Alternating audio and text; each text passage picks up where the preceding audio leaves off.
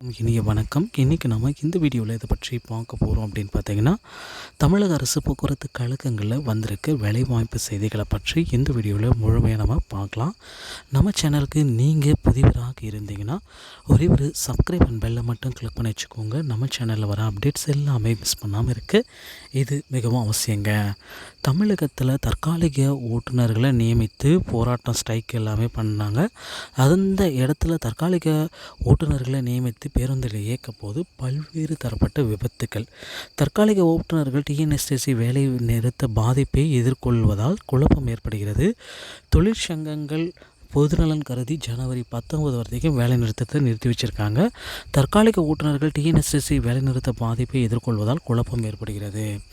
ஜனவரி 9 அன்று போக்குவரத்து அதிகாரியுடன் நடத்திய பேச்சுவார்த்தை தொடர்ந்து தோல்வி. அதனால் காலவரையற்ற வேலை நிறுத்தத்தில் ஈடுபட போவதாக தொழிற்சங்க பிரதிநிதிகள் அறிவித்தனர்.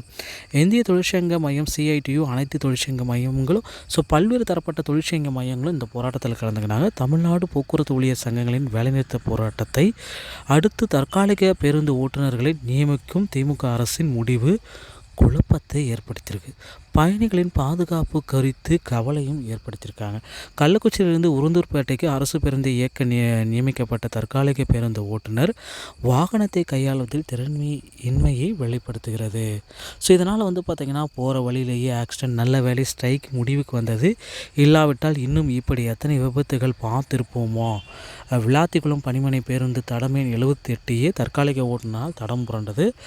ஆளாளுக்கு ஏறி ஓட்ட இது என்ன ஆம்னி வேனா அரசு பேருந்து பார்த்து அப்ரண்டிஸ் ஓட்டுநர்கள் அட்ராசிட்டி அப்படின்றத ஒரு விளக்கப்படமாக கூட நமக்கு கொடுத்துருக்காங்க.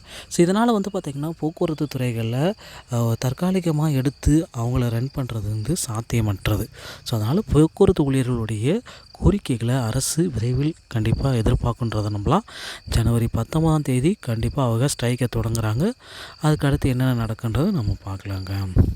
தற்சமயம் பார்த்திங்கன்னா போக்குவரத்து கழகத்தில் நேர்முக தேர்வு மற்றும் செய்முறை தேர்வு எல்லாமே நடந்துகிட்ருக்கு. சென்ற ஆண்டு எடுத்த வேகன்சிஸ் டிரைவர் மற்றும் கண்டக்டருக்கு. அதில் பார்த்திங்கன்னா நிறைய பேருக்கு விடுபட்டவர்களுடைய பெயர்கள் வரல அப்படின்ட்டு இருக்கீங்க. அவர்களுடைய பெயர் பட்டியல்கள் 2ஆம் கட்ட செலெக்ஷன்ஸில் 100% வெளியாகும். கவலையப்பட வேண்டாம். டிஎன்எஸ்டிசி சம்பந்தமான செய்திகள் அனைத்தையும் நீங்கள் உடனுக்குடன் பெற விரும்பினா நம்ம சேனலை ஒரே ஒரு சப்ஸ்கிரைப் அண்ட் பெல்லை மட்டும் கிளிக் பண்ணி வச்சுக்கோங்க. அடுத்த வீடியோவில் இன்னொரு செய்தியோடைய உங்களை சந்திக்கிறேன். நன்றி, வணக்கம், தேங்க்யூ.